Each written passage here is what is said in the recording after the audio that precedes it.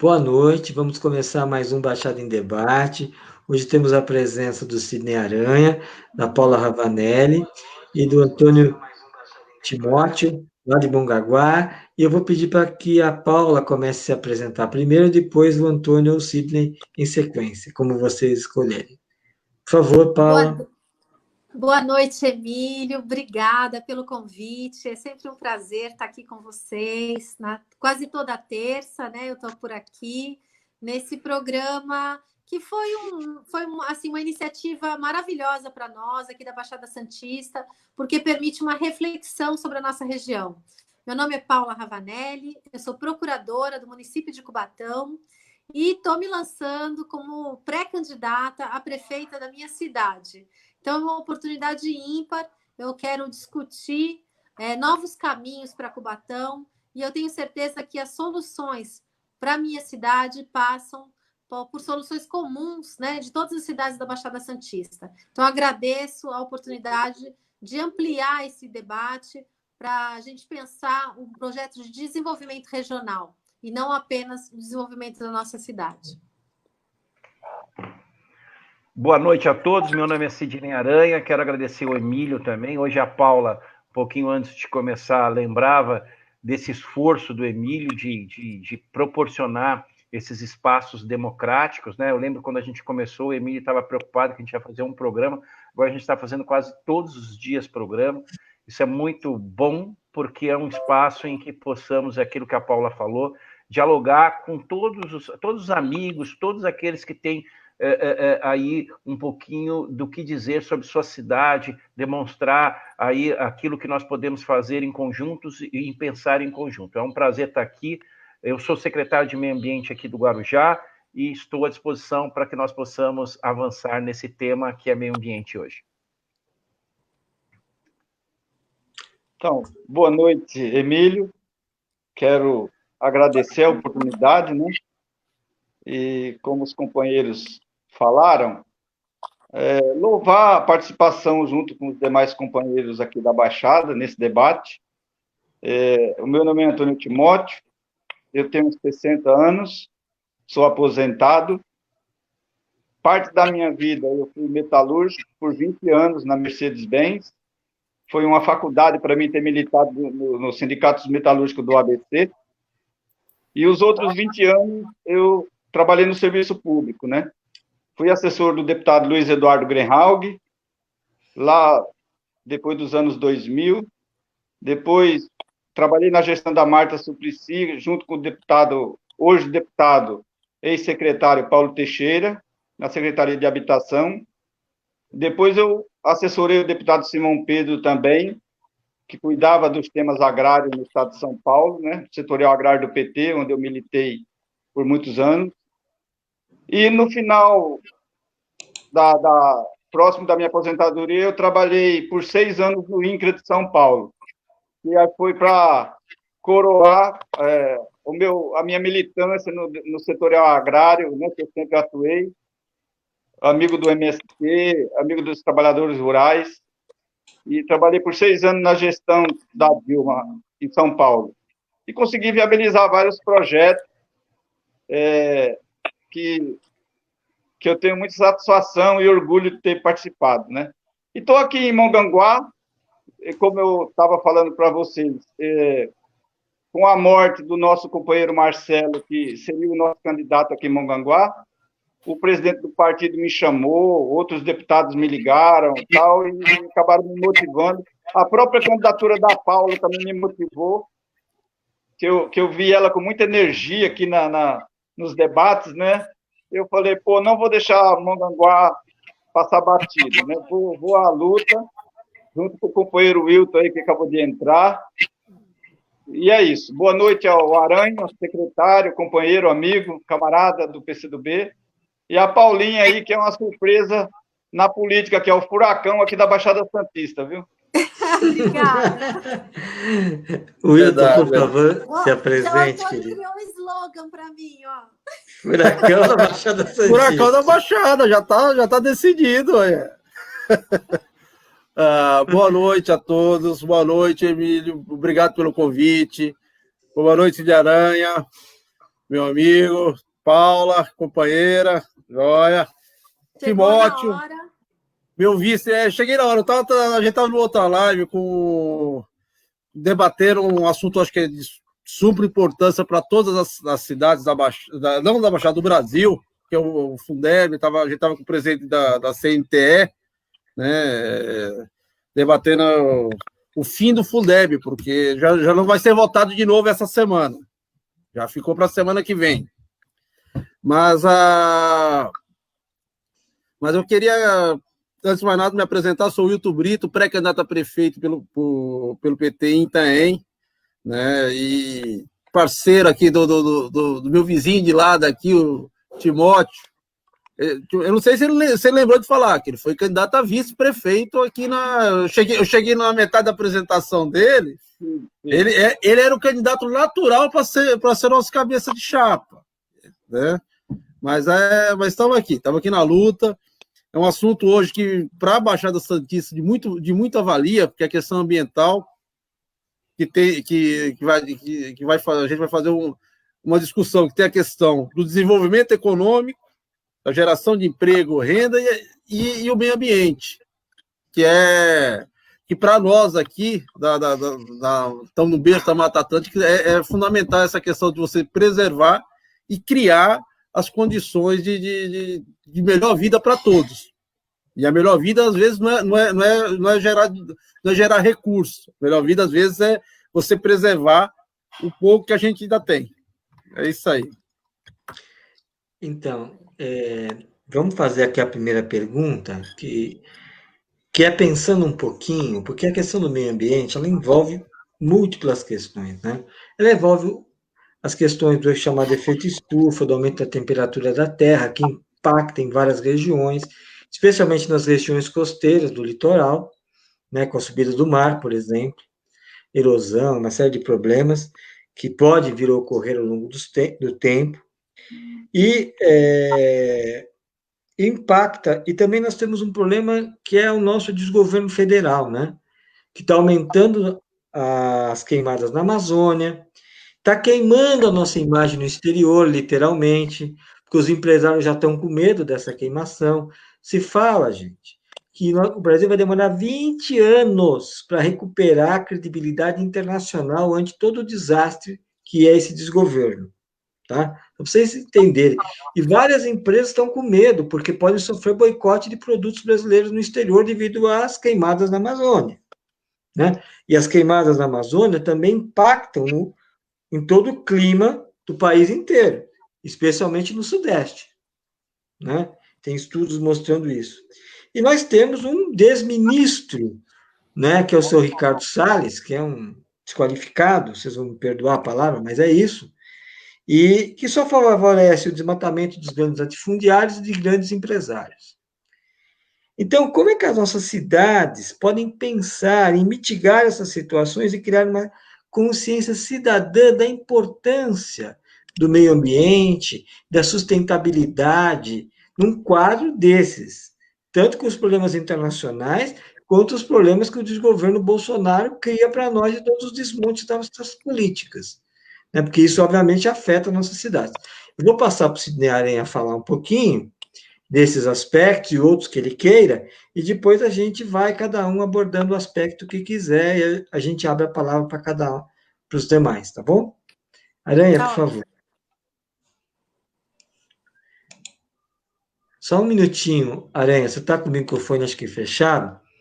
O deputado Luiz Fernando Teixeira está aqui acompanhando a nossa live e colocou aqui cumprimentar a próxima prefeita de Cubatão, doutora Paula Ravanelli, e saudar os companheiros Brito e Timóteo e demais convidados.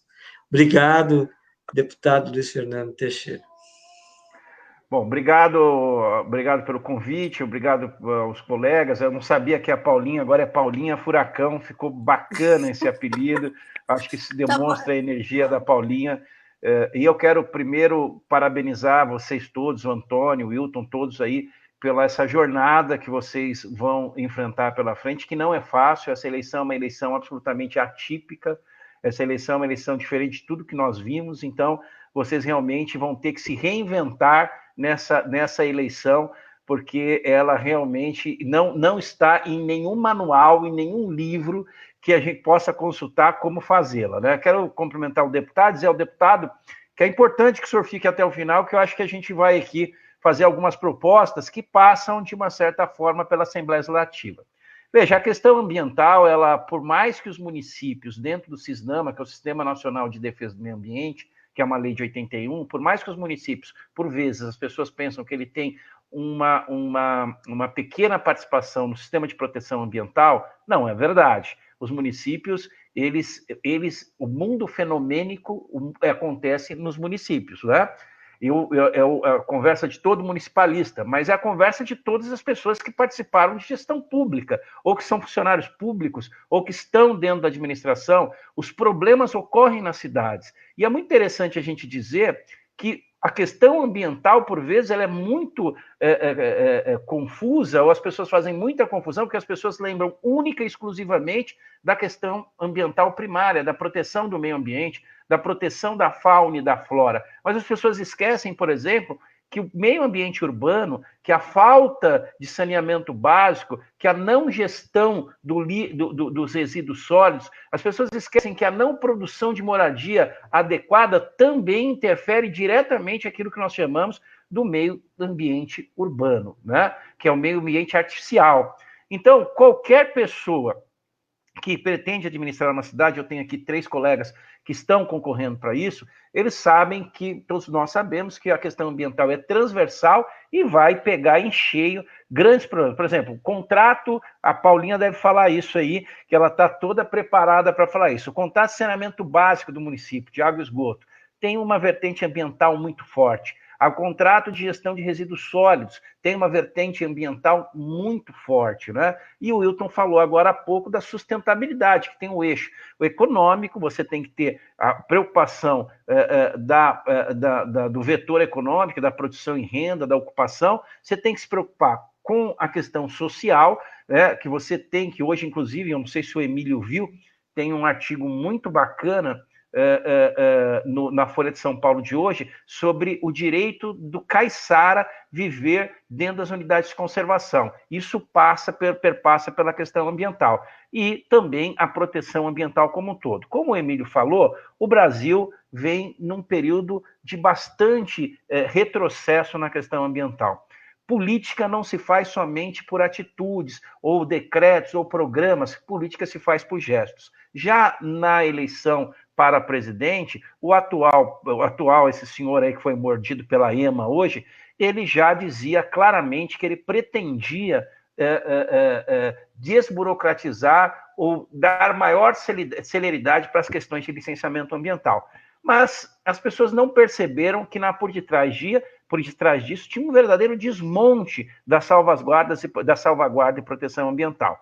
Veja hoje a questão, não só a questão do desmatamento da Amazônia, mas você veja hoje a questão, por exemplo, do desmatamento da Mata Atlântica.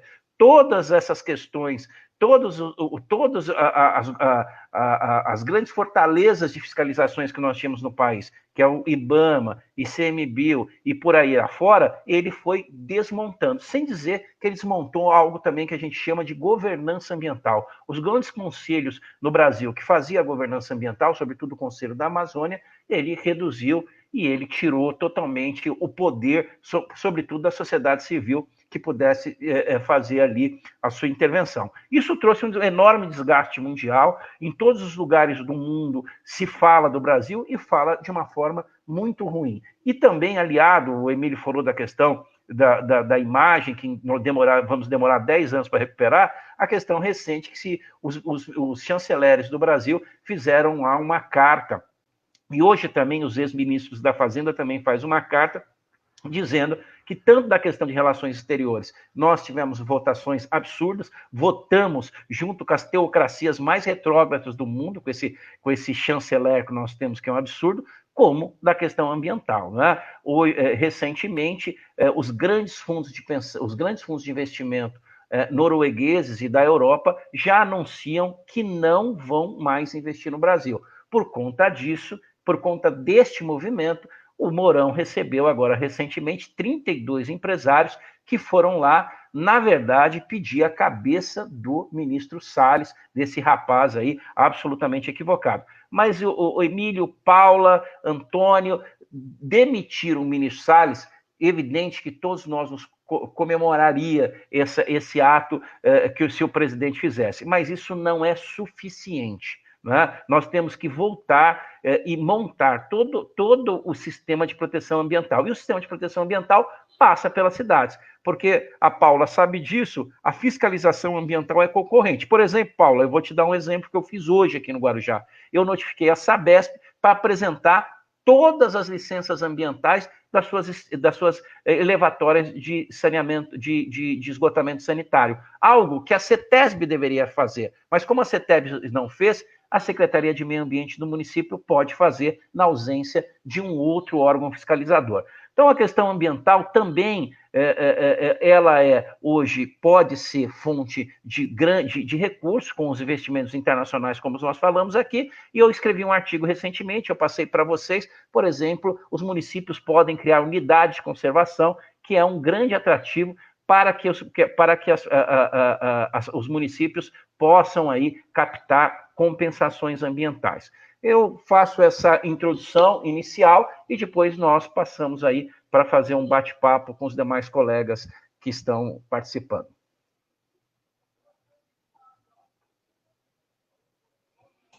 Quem gostaria de continuar é que eu fechei os microfones que estava dando eco.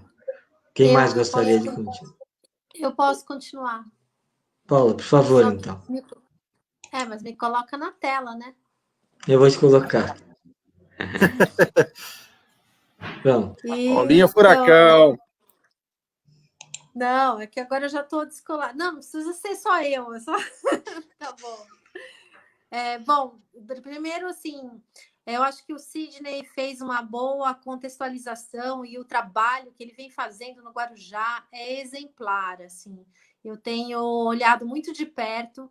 Eu acho que é uma das poucas cidades na nossa região metropolitana que tem feito esse enfrentamento ao governo do estado, né, a companhia estadual, a Sabesp, exigindo, né, o papel que o município tem de fiscalizador, né, no caso do saneamento, ainda mais porque o município é o titular do serviço de saneamento, né, mesmo dentro das regiões metropolitanas, onde ele deve ser exercido de forma compartilhada com o Estado. Então, cabe ao município fazer essa fiscalização e, para isso, ele precisa se estruturar. Né? E eu não vejo, né, nenhuma das cidades, nem mesmo a cidade de Santos, que é a cidade polo da nossa região metropolitana, estruturado para fazer esse enfrentamento e exigir mais transparência, né, mais controle social sobre tudo que é feito. Eu acho que o município, ele tem, assim, ele vem fazendo um caminho mesmo para se fortalecer nesse processo, como gestor de políticas ambientais. Há até pouco tempo, né, quase não se reconhecia competências do município, por exemplo, para o licenciamento ambiental. Isso até hoje, assim, é muito questionado, porque cai naquela lógica, né, de que o impacto ambiental, né, ele não tem fronteiras e aí vai passando a competência sempre para o governo do estado, para o governo federal. Mas a gente vê que, principalmente dentro do ambiente urbano, é muito importante, muito presente a função do município, né? Não só na área de saneamento, na área da coleta de resíduos sólidos, na questão da criação de unidades de conservação, como o Sidney lembrou. Quer dizer, são diversos os aspectos, né, em que o município poderia colaborar.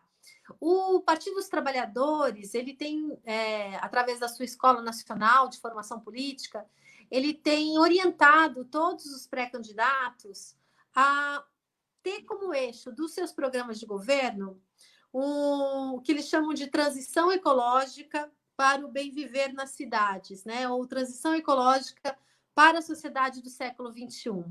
É um conceito assim, mais amplo, né, de preservação ambiental, né, o desenvolvimento sustentável. é a ideia mesmo que as pessoas, você precisa criar condições para que as pessoas possam ser felizes, elas possam trabalhar de forma harmônica, colaborar uns com os outros, né? E para isso a gente precisa mexer em questões que estão ligadas ao próprio sistema capitalista, como o próprio consumo, né? Não dá para a gente pensar numa sociedade ambientalmente consistente, assim, que não vá gerar poluição, se ela é extremamente consumista e geradora de lixo e poluidora, né? Então, assim, você precisa equilibrar também o seu modo de vida, né, com a necessária harmonia com a natureza e, mais que isso, com as demais pessoas, né? Porque também o consumo extremo ele é gerador de exclusão social, né? Porque algumas pessoas, para muitos poderem consumir, outros, né, estão deixando de ter acesso a esses mesmos bens, essas riquezas. A gente vê um país como o nosso, né, pessoas passando fome. E isso é inaceitável, eu acho, neste século, né, no século que nós estamos vivendo. A própria pandemia, né, que nós estamos enfrentando, ela é reflexo de de um modo de vida, né, que cultiva animais silvestres, né, sem é difícil falar, não é humanização de animais, mas sem o cuidado, né, com esse cultivo, o desrespeito às populações tradicionais, né? Aos indígenas, aos caiçaras, que são tão comuns aqui na nossa região, e que eles têm, né, no seu modo, no seu meio de vida, um meio de vida muito mais harmônico, muito mais solidário, né, uns com os outros e com a própria natureza. E a gente, com a urbanização, com o desenvolvimento industrial, a gente acabou perdendo esses elos, né? E a ideia, então, é que a gente possa olhar para o nosso futuro também com uma possibilidade de resgatar esse modo de vida, que é um modo de vida mais simples, mais feliz, né? Que cultive a harmonia entre os povos, né? E a harmonia com a natureza. Isso não é fácil, né? Falar disso no meio nessa proposta de desenvolvimento econômico que é tão agressiva, né, muitas vezes, que parece um discurso assim hippie, né, um discurso odara, né? Mas na verdade tem muitos de nós falando isso no mundo inteiro. O próprio Papa, né, Francisco, ao propor aquele conceito da economia de Francisco, ele está falando isso. Né? Ele está pedindo uma reflexão sobre essa forma de vida. E essa é a única maneira de enfrentar, por exemplo, um problema tão grave quanto a mudança climática, né? Só mudando o nosso modo de vida. Então, é pensar no micro, pensar no local, né? Para ir para o global. E eu acho que é esse o dever de casa que nós que estamos nos propondo aí a assumir as administrações municipais, as lideranças, né, dos movimentos sociais, no âmbito dos municípios, podemos dar. Fazer essa discussão com a sociedade, fazer essa reflexão, porque essa pandemia também é uma oportunidade, né? Da gente construir um novo futuro para nós. O tempo que nós vamos enfrentar serão tempos muito difíceis, né? Inclusive do ponto de vista econômico. Então, é importante olhar para as iniciativas de economia solidária, né, para as iniciativas que propõem essa relação, né, solidária aí, uns com os outros, para que a gente possa ter uma relação cada vez melhor com o meio ambiente. E para isso a prefeitura tem que fazer sua parte, ela tem que apoiar essas iniciativas financeiramente, ela tem que fiscalizar as atividades industriais e comerciais, né?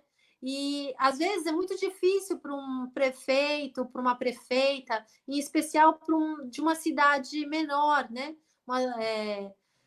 E eu acho, por isso que eu acho que é muito interessante essa rede que a gente está montando do ponto de vista regional, discutir os problemas do ponto de vista regional, porque é a oportunidade também da gente se unir. São lideranças, né, municipais de vários municípios aqui da região que podem se unir para fazer esse debate com o empoderamento necessário, né, diante dos outros níveis de governo, que, como bem disse o Sidney, né, o meio ambiente é uma competência comum na nossa Constituição. Então, tanto a União, estados e municípios têm responsabilidade, né, e devem colaborar uns com os outros para isso.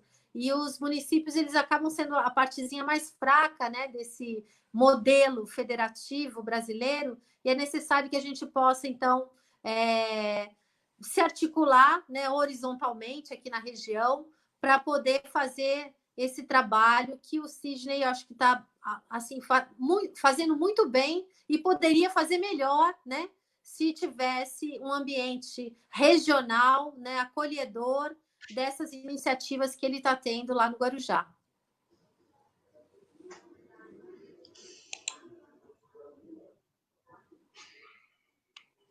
Quem gostaria de falar? O Antônio ou o Wilton? Eu vou falar um pouquinho, Timóteo. Vou pular à tua frente, viu, Timóteo? Eu represento aqui no Litoral Sul a cidade de Itanhaém, e é uma cidade na questão ambiental que tem um marco bem grande. É a terra de Ernesto Zuardi, a pessoa que começou a discutir meio ambiente nos anos 50, 60, e fez a barreira, fez o movimento que conseguiu impedir que nós temos aqui no nosso litoral sul, aqui na cidade vizinha de Peruíbe, uma nova Angra. Porque, não sei se todos sabem, mas o governo militar, quando a construção de Angra da usina nuclear de Angra dos Reis, pretendia construir o mesmo, ou algo parecido, aqui no litoral de São Paulo, aqui na Jureia, né? Só procuravam locais lindos do mundo para construir essas bombas relógio. Então, a questão ambiental para Itanhaém, para o município de Itanhaém, é uma questão mais do que histórica, mais do que de preservação, de conservação, mas uma situação, é uma coisa que tem que ver diretamente com a identidade da cidade. Tá? E até por isso, a cidade de Itanhaém é uma cidade que ela na urbanização dela, na forma de urbanização dela, por loteamentos, o que aconteceu muito na maioria das cidades do litoral sul, Praia Grande, Mongaguá, Itanhaém, a construção foi construída por loteamentos, e loteamentos esses que não seguiram as legislações ambientais. Então, hoje, do município de Itanhaém, mais de 40% dos loteamentos aprovados do município de Itanhaém estão hoje em áreas de preservação. Isso gera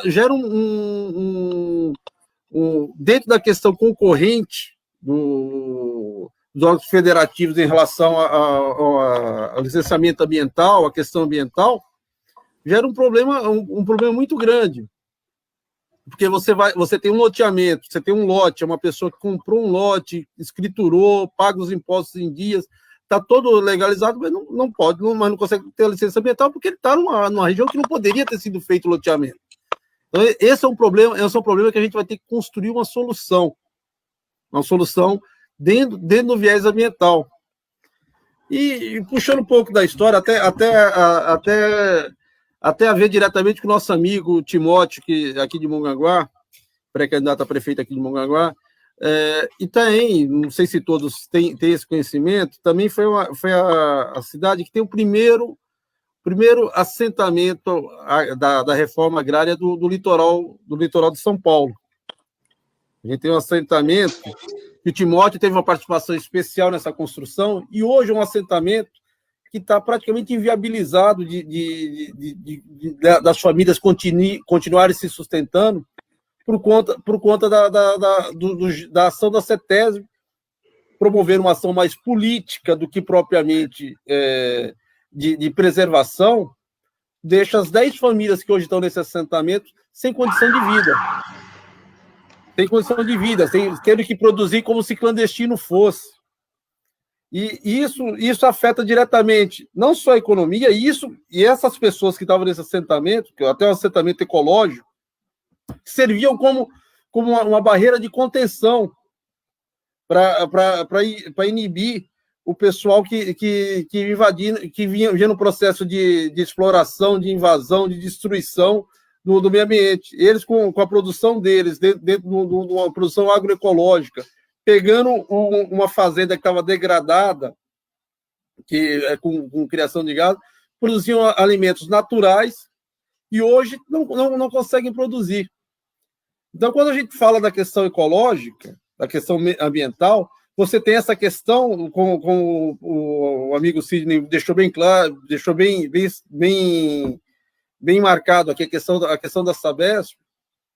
A Sabesp em todo o litoral, aqui, quando eles vieram implantar os PVs aqui em Itanhaém, na época do mandato da professora Regina, aqui de vereadora, nós tivemos um enfrentamento forte para impedir que eles colocassem os pontos de elevação dentro da areia da praia. No projeto de execução deles, a construção desses PVs ficariam na Avenida Beira-Mar, só que para baratear o custo da empreiteira, levaram para dentro do mar.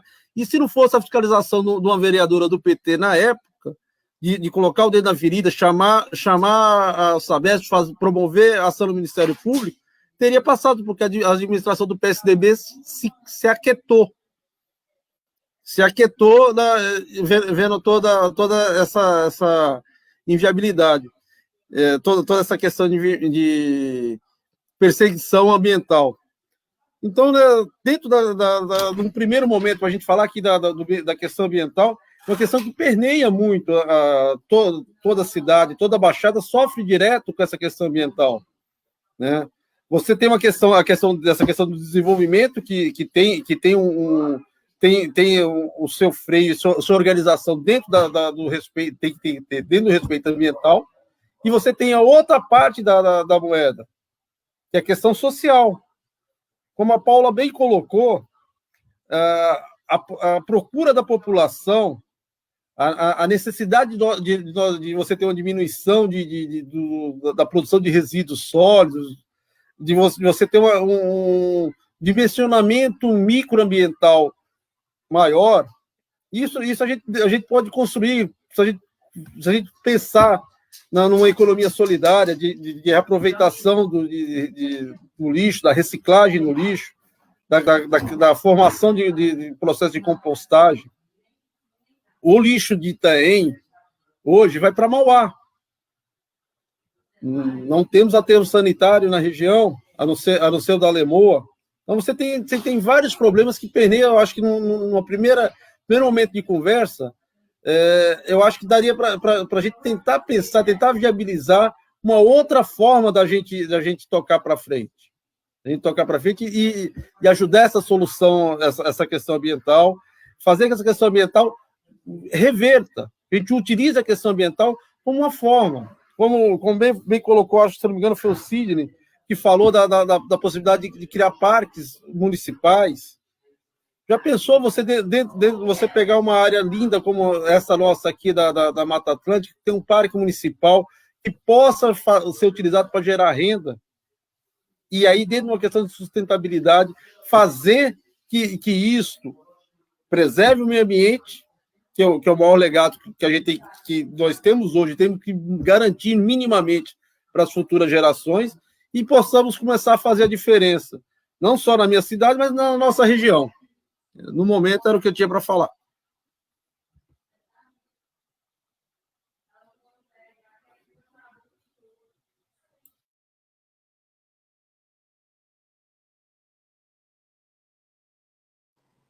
Tem que abrir, Antônio. A política.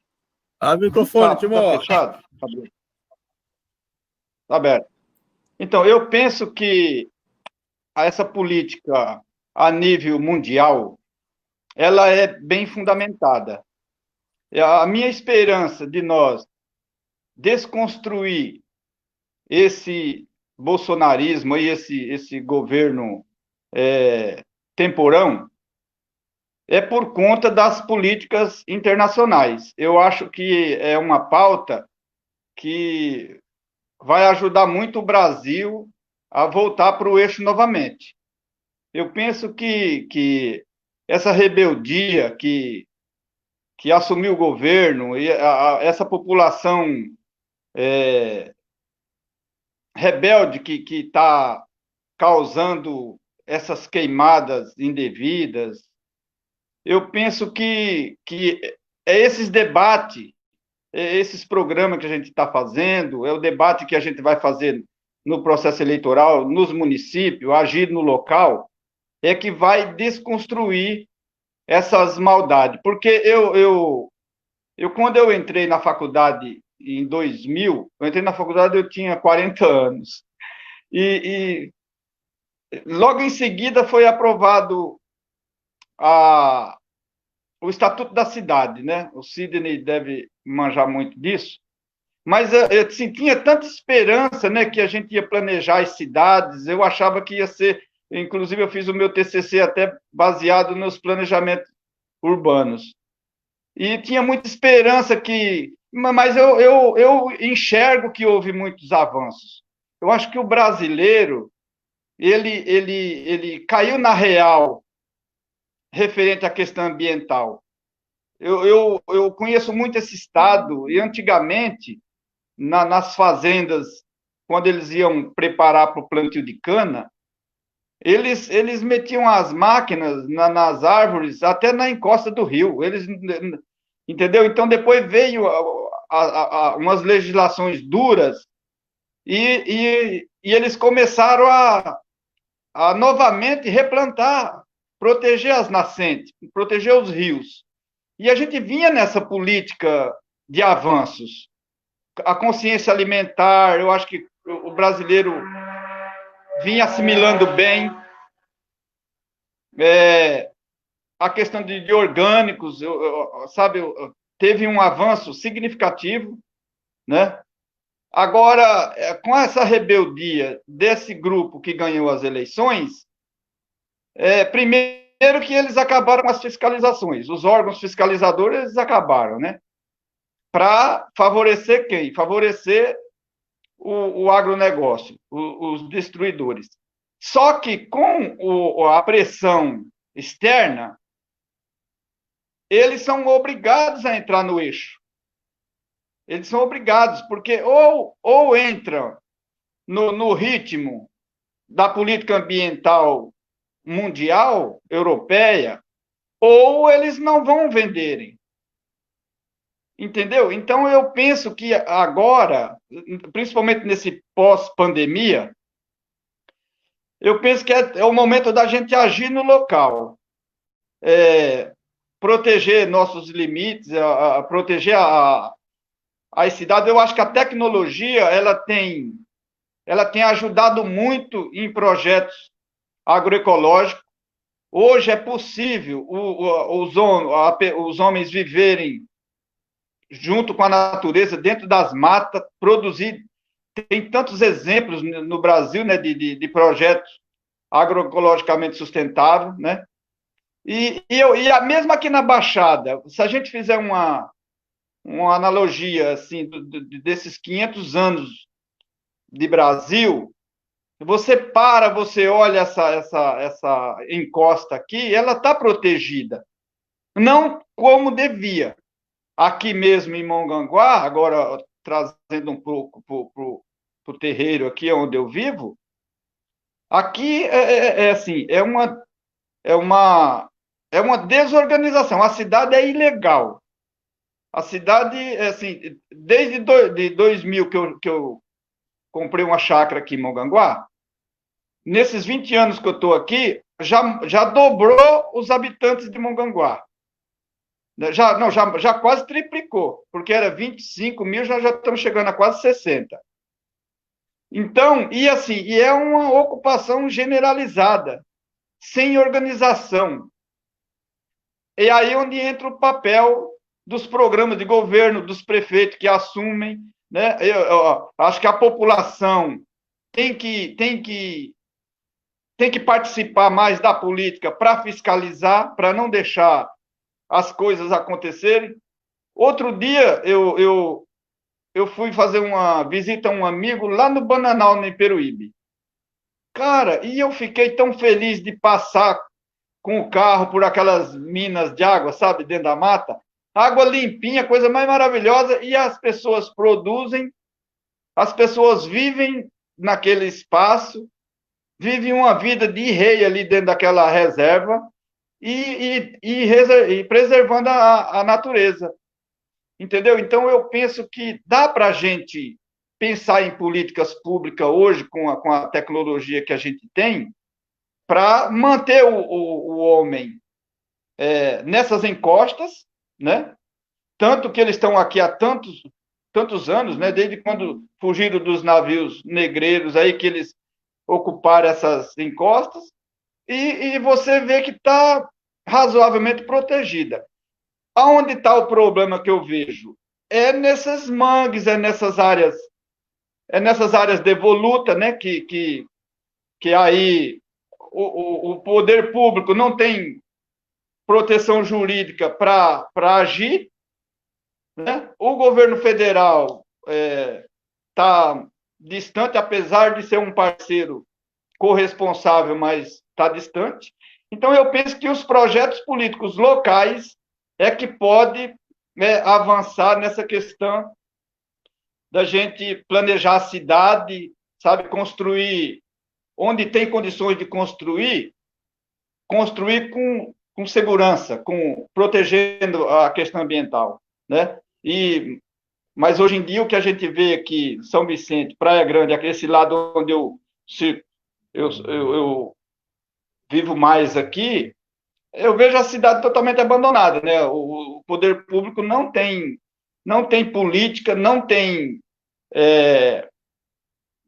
vontade política também de fazer as coisas, porque a gente vê, tem tantos exemplos de assentamentos sustentáveis, igual o Wilton citou, esse lá de Itanhaém, que eu tive a participação de assentar umas famílias oriundas da aldeia Três Rios do Aguapeú, aqui, que foi demarcado no ano de 2000. Saíram da aldeia 40 e poucas famílias de brancos, e aí nós tivemos que entrar com processo para desapropriar a fazenda Itaoca,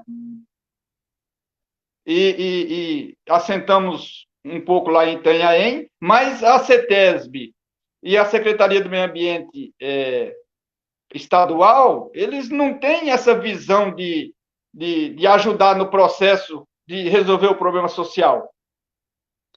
Aqui a fazenda Itaoca, ela acabou sendo paralisada porque a Dilma ainda decretou para desapropriação.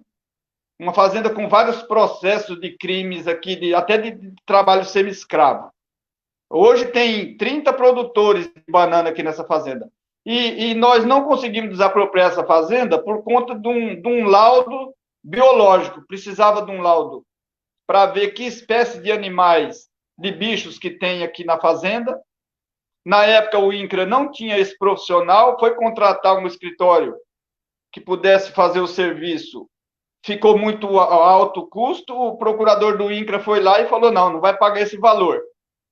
E a fazenda está decretada, as famílias estão aqui praticamente vivendo como poceiros, tal, e as coisas, assim, poderia ser um local de geração de emprego e renda. Essas pessoas, elas não estão inseridas nos programas do PNAE e do PA. Por quê? Porque elas são irregulares, elas não podem pegar a DAP, né, que é a certidão de aptidão para o PRONAF.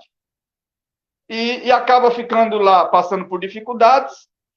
Por outro lado, né, a política de proteção ambiental é rígida, dura, né?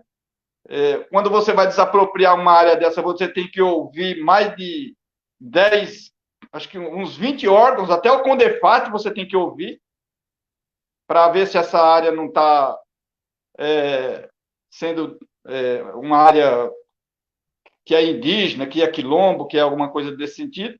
Então, assim, nós temos muitas ferramentas de proteção fiscalizadora e tal, que esse governo rebelde, né, e com esses eleitores rebeldes que estão cumprindo à risca a desobediência civil do Bolsonaro, é que, nesse momento, nós estamos com esse problema ambiental, assim, grave no país, né?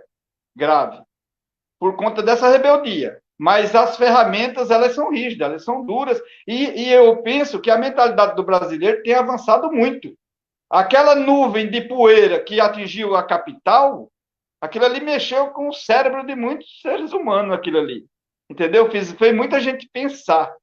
Né? Então, eu acho que a gente vem numa crescente, assim, contando com a política internacional, que é o nosso, que consegue botar freio nesses rebeldes.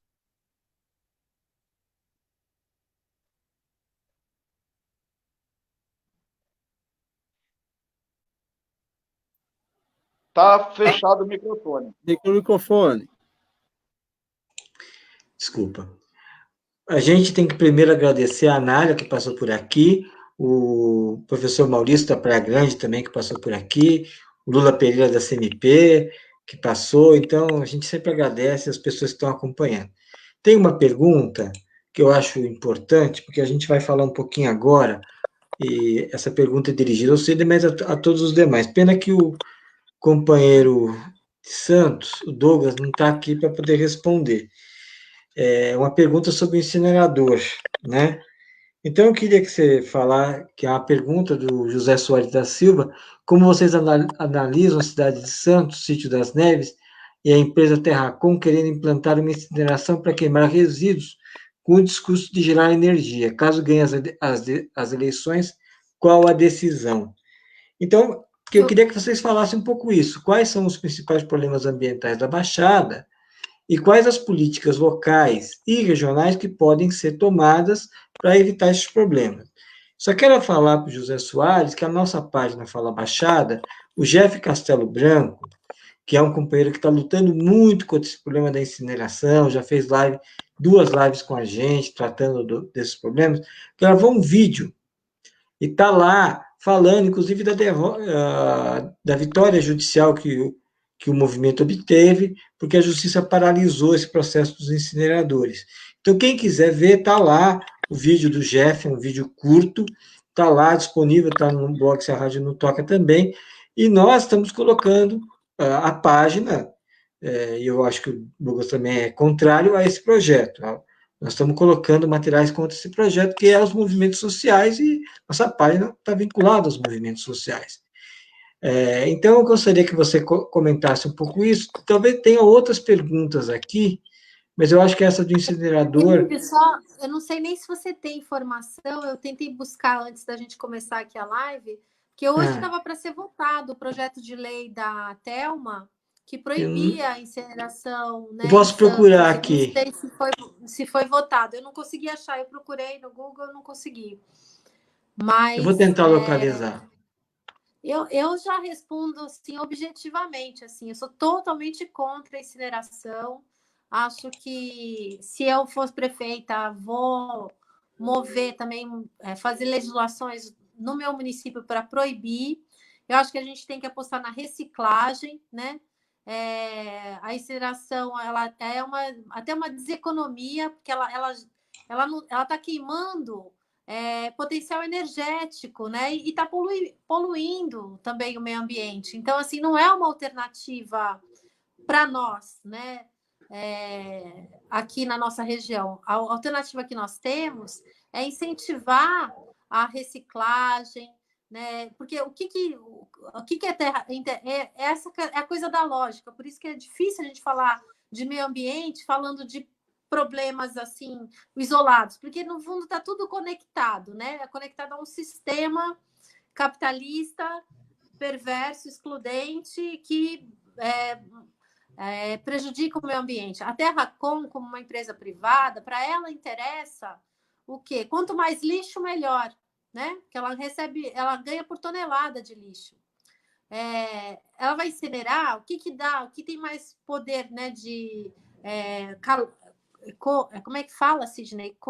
De calor. Calorífico. Isso, que tem mais poder calorífico. É justamente o material reciclado, né? Que pode ser reciclado, né? Reciclável, melhor dizendo. Então, eu acho que assim não interessa, não tem interesse público nesse tipo de iniciativa. Eu acho que a gente tem que apostar mais na reciclagem, apostar em apoio aos catadores, né? Em formas, né, de geração de emprego e renda e cada vez menos lixo. E esse sistema, né, dessa forma, que eu acho que é o que convém ao interesse público, é incompatível com o interesse comercial dessa empresa que domina, né, o mercado na nossa região. Obrigado, Paula. Bom, vai passar para a Aranha aqui. Então, assim, olha, rapidamente eu só queria colocar algumas coisas aqui, eu ouvi a fala de vocês, é importante colocar. Então, assim, quando a gente vai muito nos fóruns aqui que discute a Baixada Santista, eu sempre coloco uma coisa, e eu gostaria que vocês também refletissem sobre isso, a questão de nós usarmos o termo Baixada Santista. É um termo muito excludente, né? Porque parece que Santos é a França, a cidade luz. A partir de Santos, todos nós temos que submeter a esse tipo de discussão. Então, eu sempre uso litoral centro ou costa da Mata Atlântica. É importante, pode ser bobagem isso, mas nós estamos falando de educação ambiental também, né? Da discussão de você ser mais inclusivo. Quero rapidamente, viu, me permita, acabei de ler aqui no Facebook, muito triste, mas também dando um apoio para ele, meu querido amigo Rafael Ambrósio, do PT de Santos, declinou da sua candidatura, ele está fazendo doutorado, deixar um abraço para o Rafael, o Rafael é uma das grandes estrelas da esquerda na Baixada Santista ou no Litoral Centro, e deixar para você, Rafael, um grande abraço, eu quero que você acumule forças para a próxima reunião. A Andréia passou por aqui, Moreira, aqui do Guajá, vai fazer uma live com a Thelma amanhã, parabéns.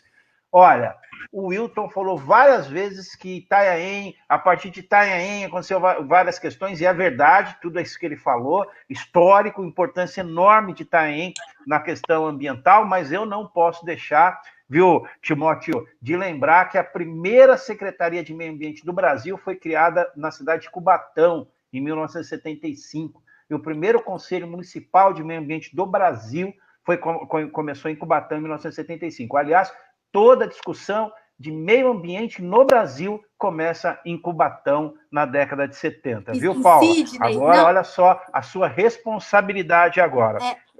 Sidney, sabia que meu pai petroleiro, nos anos 70, ele assumiu justamente o setor de meio ambiente da Petrobras. Então, é uma construção que eu acompanhei muito de perto. Você vê? Meu pai trabalhava muito com hélio. É verdade, Cubatão é o...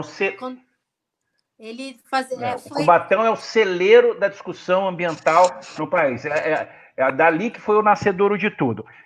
Só uma fala do Timóteo. O Timóteo foi muito feliz, como ele disse o seguinte, que os municípios que estão fazendo a proteção ambiental. E é verdade, viu, Timóteo? Hoje é um movimento de baixo para cima, porque o governo federal realmente não protege, desmonta, e assim tem esse movimento do movimento ambientalista, do ANAMA, que é um órgão nacional de gestores ambiental, que faz esse movimento de fora Salles, de proteção ambiental. Isso é muito importante. E deixar claro aqui, embora estejamos aqui só em companheiros e camaradas de esquerda, a questão ambiental, diferente de que esse presidente fala, não é uma pauta só da esquerda. A questão ambiental é uma pauta da sociedade brasileira. Isso é importante dizer.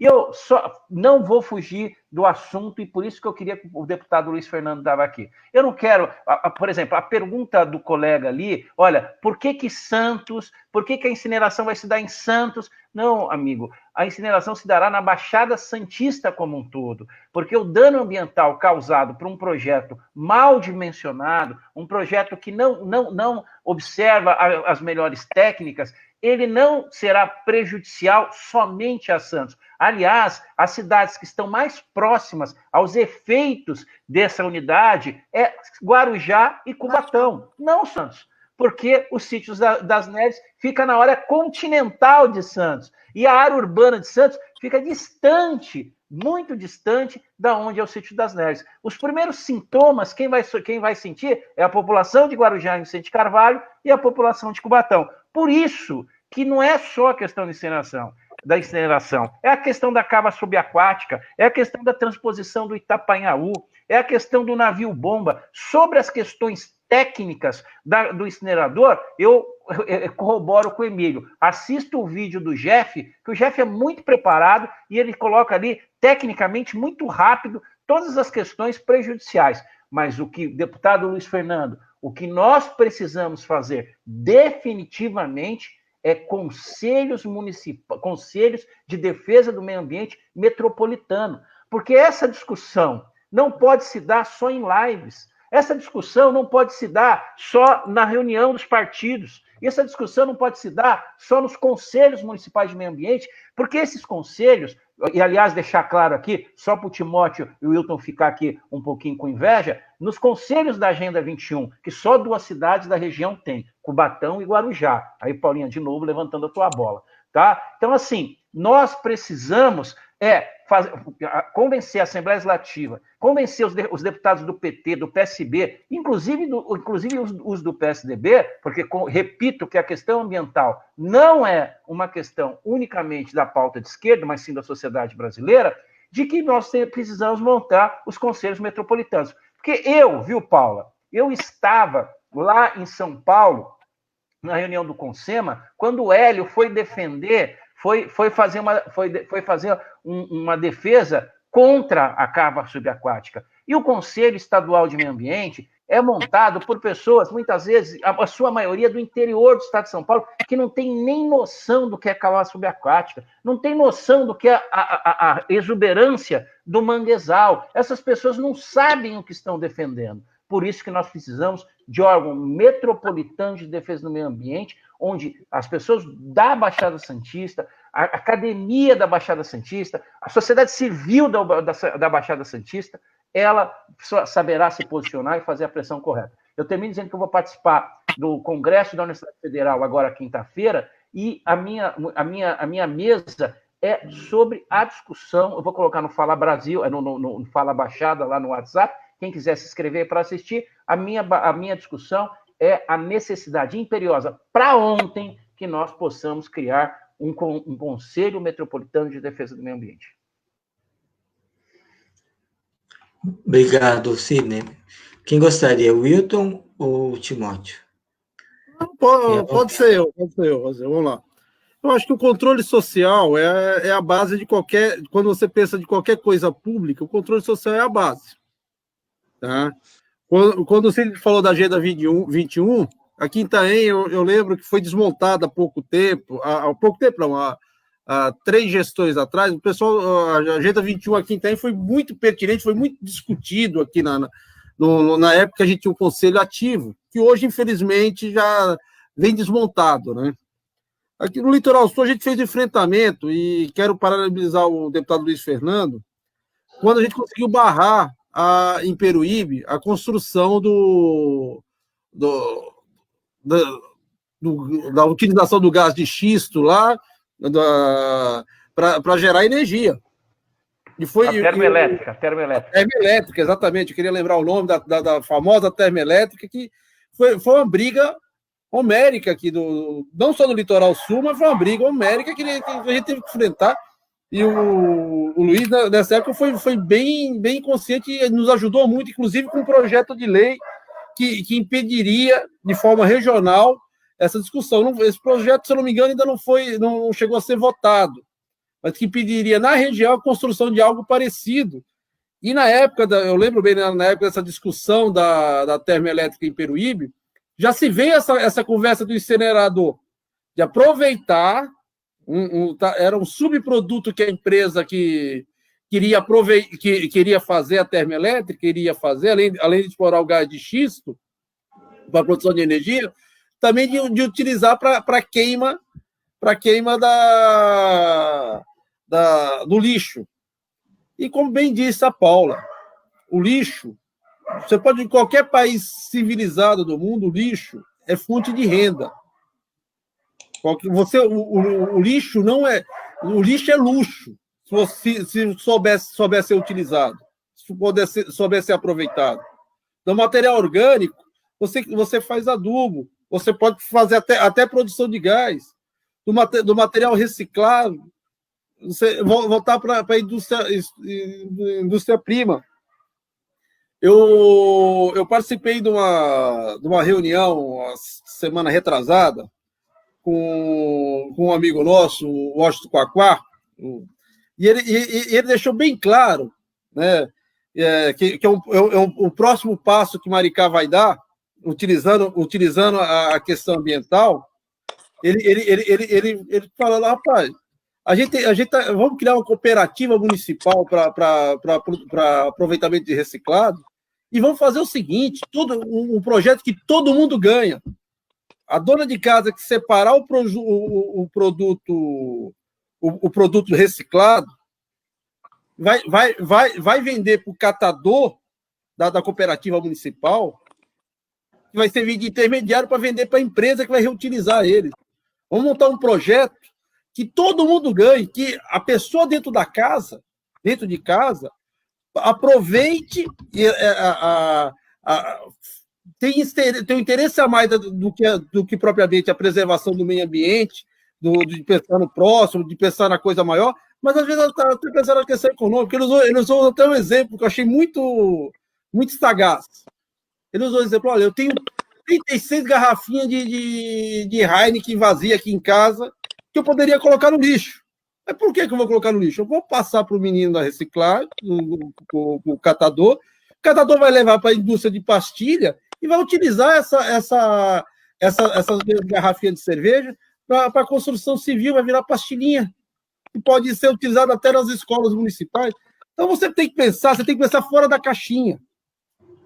Quando você for pensar na questão local do meio ambiente, do lixo, você tem que pensar fora da caixinha.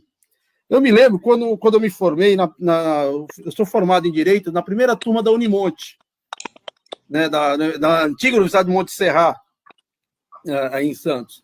E o meu tema de TCC... 4 advogados aqui. Nós somos 4 advogados aqui. Eu me lembro que meu tema de TCC... até porque a gente já militava na questão política e permeava essa questão ambiental, até porque a gente vive dentro do meio ambiente aqui da questão ambiental aqui na nossa cidade. Nós fizemos uma coisa, eu fiz uma coisa no meu TCC. No TCC eu peguei as 9 leis orgânicas da Baixada Santista na época, isso aí há 20 anos atrás, quase, e a gente fez como que cada lei orgânica analisava a questão do meio ambiente. E foi bem na época que a Terracom começou a tomar conta com todo o amor e todo o prazer do lixo de Santos, estava implantando ainda o Sítio das Neves, o aterro sanitário lá, que apresentava como aterro sanitário pós-moderno, de primeiro mundo naquele momento. Eu lembro bem disso, né? Então, a gente tem que pensar a questão ambiental um pouco fora do meio comum, da forma comum que todo mundo analisa. A gente tem que bater firme, a gente tem que entender que essa política que se coloca num governo, de um desgoverno, me desculpe, o governo Bolsonaro não tem preparo nenhum. A gente não tem. Quando você analisa a questão ambiental, olhando do prisma, não só a política ambiental, qualquer política, quando você vai analisar quando vem do governo federal, é um desmonte de todo o controle social, em todas as áreas, tanto na área do meio ambiente, mas na área da educação também. Na live que eu fiz agora há pouco com o menino do presidente da CNTE, ele falando que o Conselho Nacional de Educação está acabado. Então, a gente vai ter que partir desse processo de eleição, pensar em algo diferente, esse processo nosso de construção de um programa regional que tenha minimamente um pouco de cada realidade para a construção de uma coisa maior, é fundamental. O Partido dos Trabalhadores está de parabéns em levar essa conversa. Eu não sei se tomara que os outros partidos tomem essa linha de tentar se discutir a questão de forma regional. Nós não vivemos, eu não vivo só em Itanhaém. a gente vive numa região metropolitana, nós somos cidadãos metropolitanos. E temos que, assim entender, nos problemas comuns, trabalhar de forma comum no processo de solução. Era isso.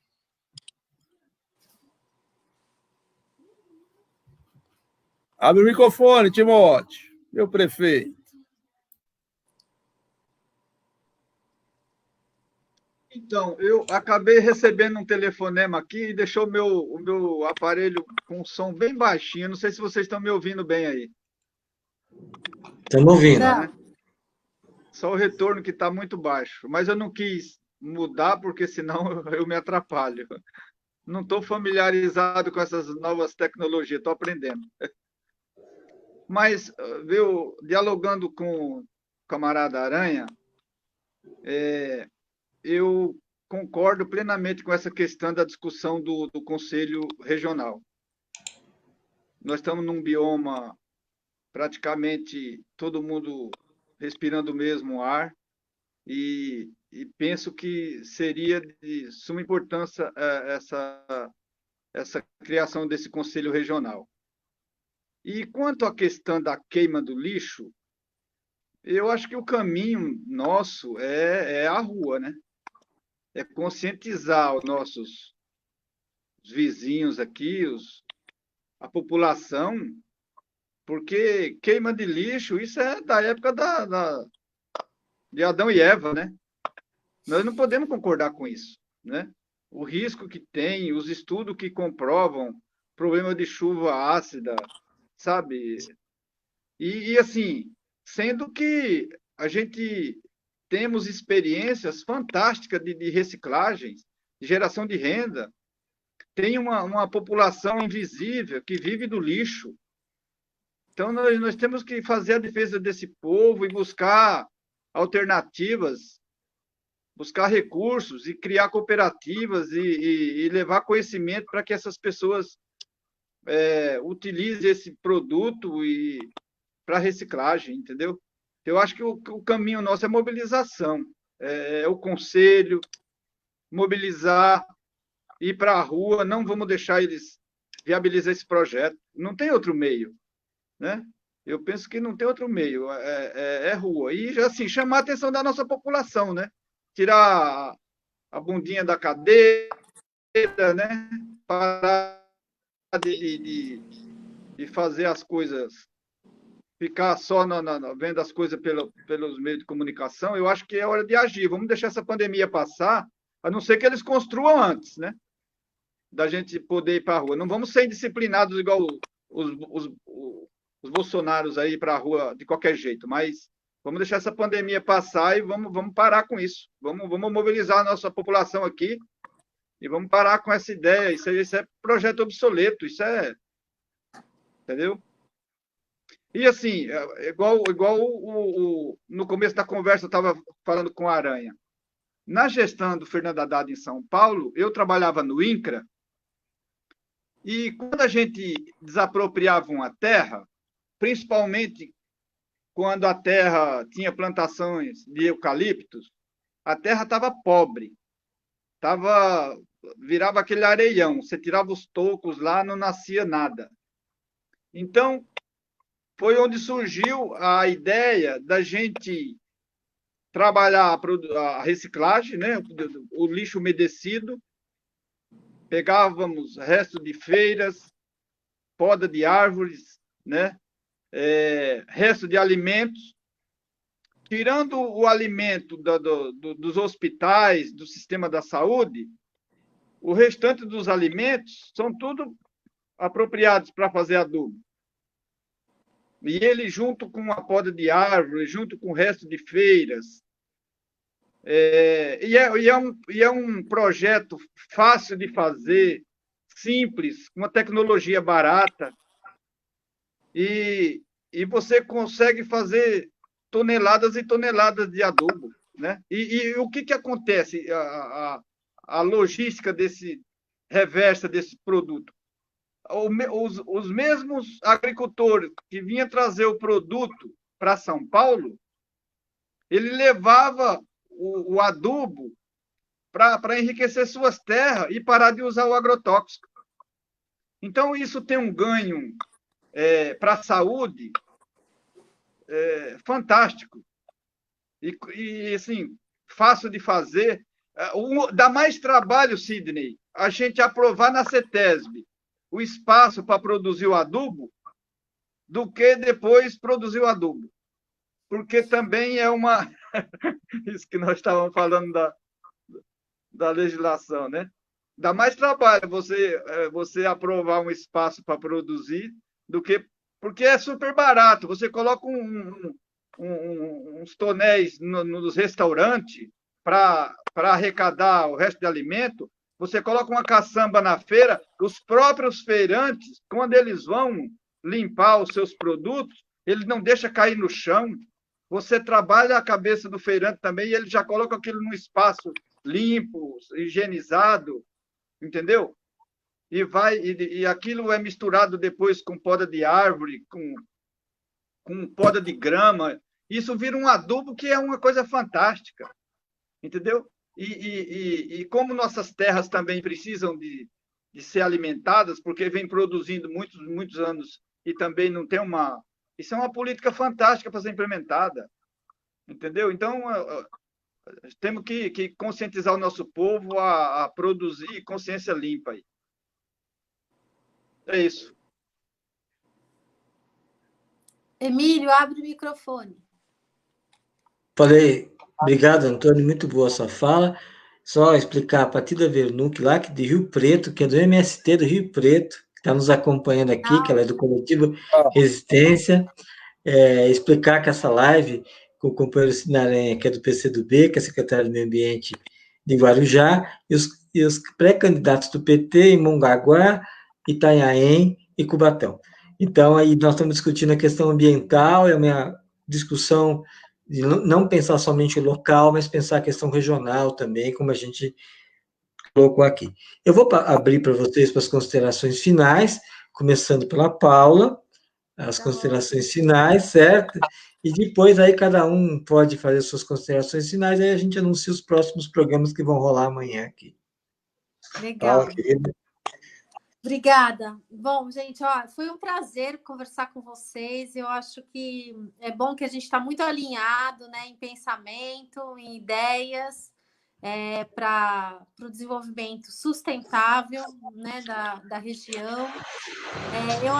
Eu já vi aí que o José Soares já até batizou o nosso consórcio intermunicipal aqui do litoral do centro, da costa da Mata Atlântica. Eu sou super favorável. Eu acho que a ideia, as imagens, elas são muito importantes, né?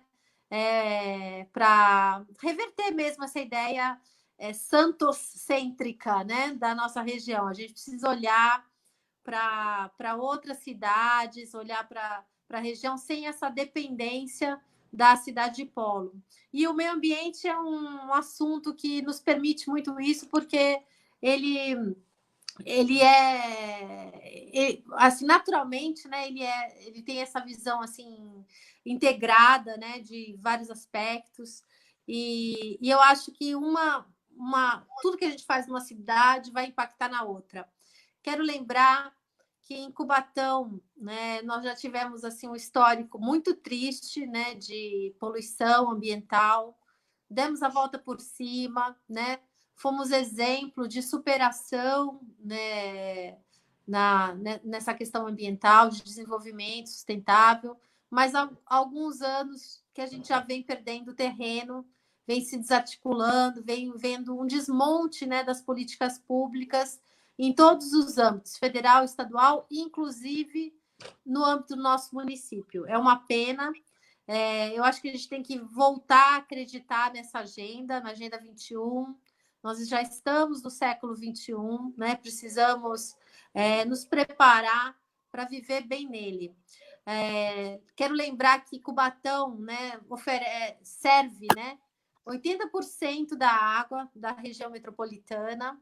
Então, nós somos um reservatório de água e não temos assim uma política adequada para fazer o tratamento de esgoto, para fazer o tratamento dessa água. Então, a gente percebe, assim, eu tenho, dentro da cidade de Cubatão, 20 mil pessoas que não têm abastecimento de água pela Sabesp. Tem 50% da cidade sem tratamento de esgoto. Então, essas águas, né, que servem, acaba ficando mais caro, porque a água que serve a região metropolitana, que vem de Cubatão, tem que ser tratada, né, para combater o esgoto que a gente mesmo coloca na água.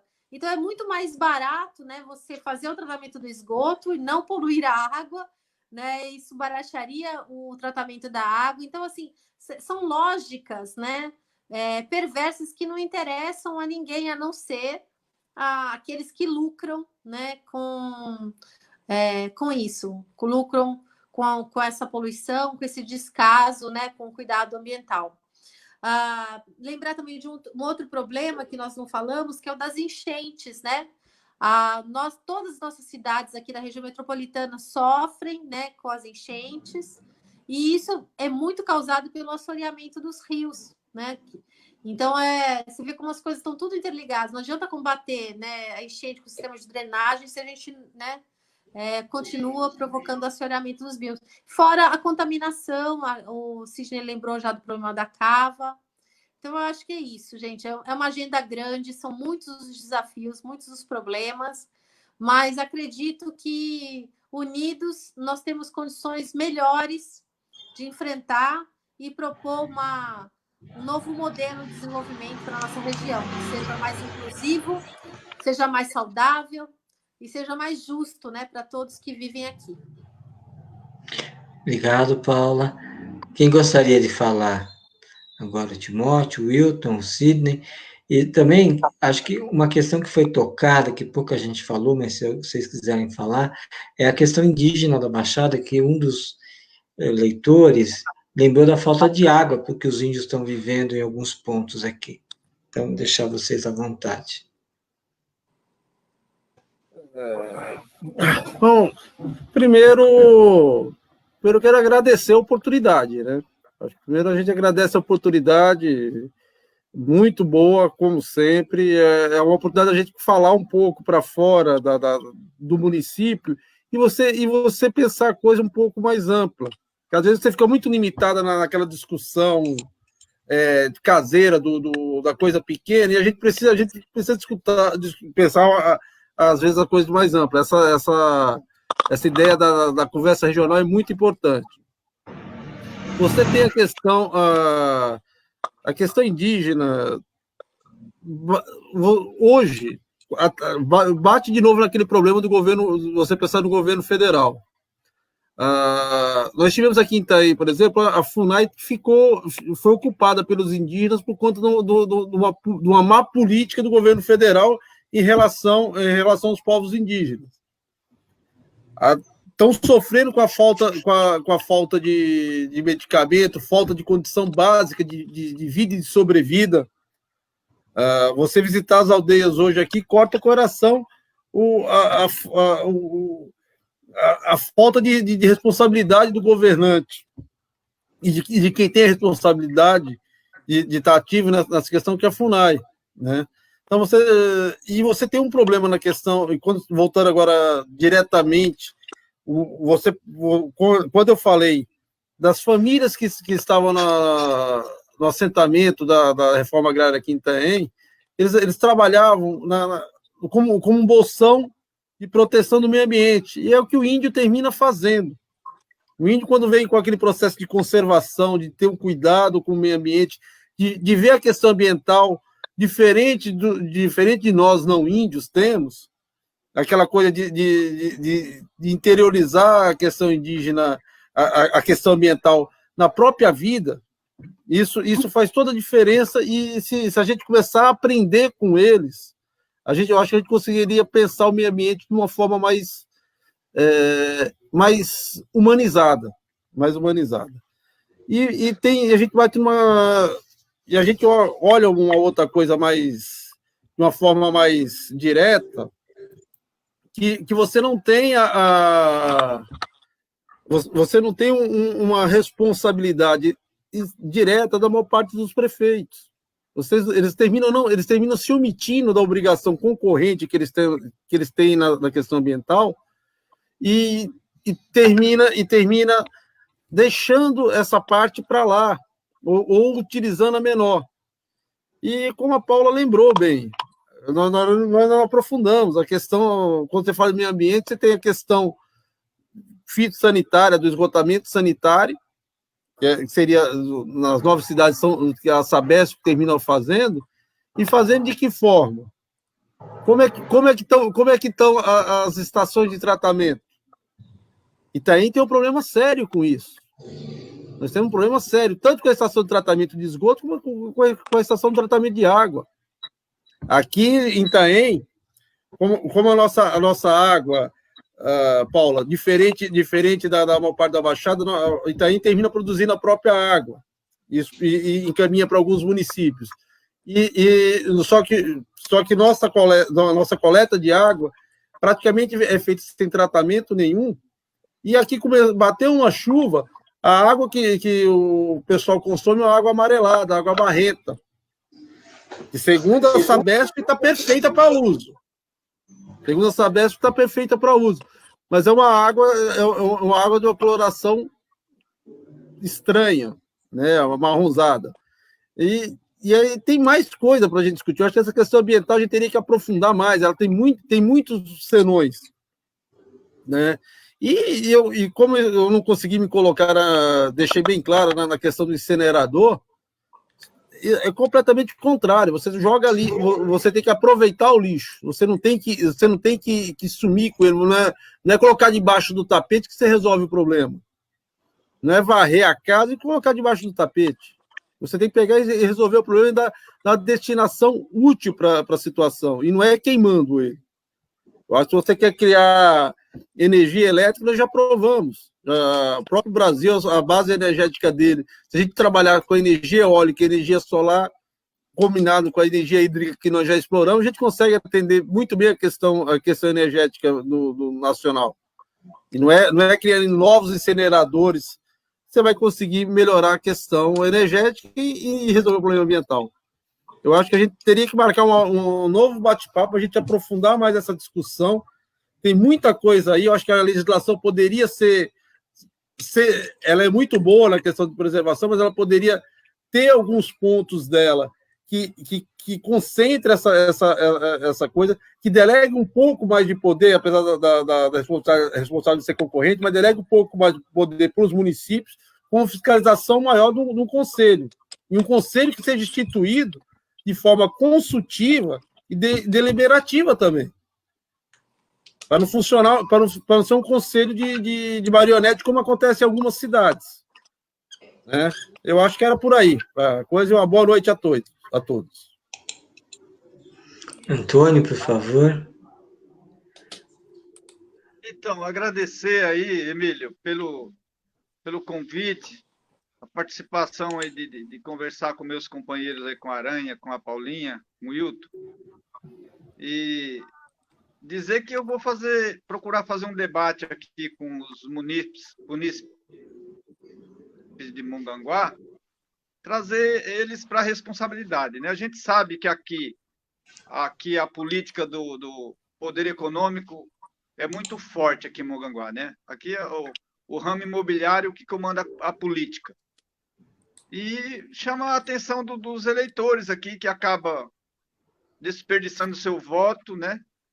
E a cidade tem um complexo de vira-lata aqui, porque uma cidade com 55 mil habitantes não tem uma política de saúde aqui em Mongaguá. Tudo aqui, a gente tem que correr para Itanhaém, para Praia Grande, para Santos, entendeu? E você tem cidadezinha no interior com 5, 10 mil habitantes que é exemplo até agora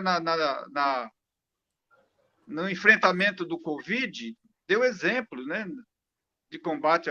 Aqui a gente nem teste para o pessoal aqui, o prefeito se preocupou, né? Depois que terminou a temporada, ele já consertou a orla aqui umas 4, 5 vezes, sem licitação, toda maré alta que que destrói aqui. O dinheiro público é tudo canalizado para essa orla, entendeu? E igual você falou, a questão dos índios. A sorte de Mongaguá aqui é que ela é protegida aqui pelas aldeias, né? Porque se não fosse essas aldeias, a gente tem 4 aldeias aqui agora. Se não fosse essas aldeias, o pessoal já tinha ocupado tudo isso aqui, né? Não tem fiscalização, não tem cuidado com o município, né? E não tem uma política para os indígenas também, né? Mesmo a cidade sendo uma cidade turística, 100 quilômetros da capital, uma mega metrópole que o pessoal, qualquer arzinho, qualquer solzinho que aparece, o pessoal corre para cá. E mesmo sendo uma cidade turística, não tem incentivo para uma política que incentive o artesanato indígena, né? Que tenha uma política de sustentabilidade para os indígenas, né? Então, eles acabam fazendo uma proteção ambiental para que o município não seja devastado, a revelia, né? E, por outro lado, passam por privações aqui, né? Porque agora mesmo a gente está até proibido de fazer visita lá a eles por conta do Covid, né? Mas estão abandonados, né? Estão abandonados. Precisa de uma gestão aqui que inclusiva, para incluir essas pessoas aqui na política da cidade. E quero agradecer aí o Wilton, a paciência do Wilton, do Aranha. Aranha, muito bom aprender com você aí, com a Paulinha. E obrigado, Emílio, pela oportunidade. Grande abraço a vocês aí. Os internautas, né, que participaram aí, agradecer a todos. Eu tive um probleminha aqui com o meu celular, mas estamos aí. Grande abraço a todos.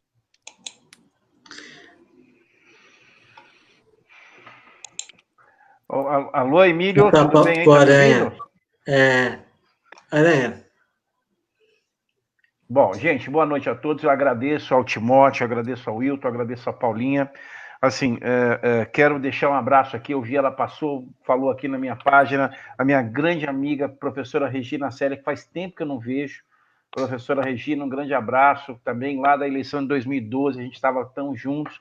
Um grande abraço para a senhora. Quero aqui, concordo com essa última internauta aqui, essa pessoa que está assistindo, que falou que nós temos que ter mais tempo para isso. Nós já discutimos aqui o marco regulatório do saneamento ambiental com o Edinho, nós já fizemos uma discussão sobre água aqui com a professora Pilar, e nós, Emílio, anota aí, nós precisamos fazer uma discussão com os candidatos a prefeito sobre mudanças climáticas, porque as praias do litoral paulista, a praia aqui do litoral centro, nós temos a APA Litoral Centro aqui, está um número considerável, acho que em torno de quase 60%, está em processo erosivo. Então, os efeitos das mudanças climáticas são sentidos primeiramente nas cidades litorâneas. O Guarujá é um exemplo claro disso. Dia 2 de março, nós tivemos uma chuva torrencial aqui, que morreram dezenas e dezenas de pessoas.